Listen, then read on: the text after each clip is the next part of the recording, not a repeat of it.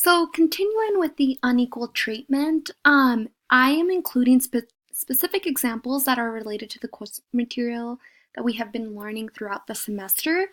In lectures week 3, it explained how children of color learn to be proud of their heritage, but also learn the disadvantages that their race brings them. For example, in the article For Whites Like Me, Jennifer brings attention to the fact that African American parents start to talk about race with their children by the age of 3. And that is only due to racism, prejudice, hatred, and mistreatment that most African Americans experience. Whereas white parents don't necessarily have to talk about these things or even worry about it because they don't experience the same thing. Let's say for a child of color, their lifetime will be affected by unequal treatment due to their race, their ethnicity, and their color of their skin. The lectures in week 8 provided information about the inequalities and prejudice that people of color will experience.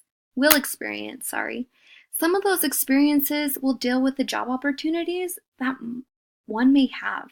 It will also determine where you will live, how you will experience racism and discrimination, and also how you will be treated in the criminal justice system.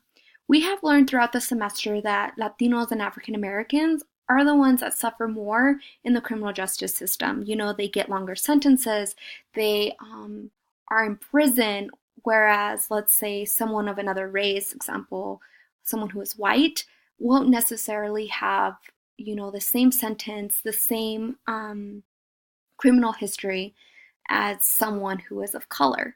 And obviously that shows that there is an unequal treatment in all of those factors.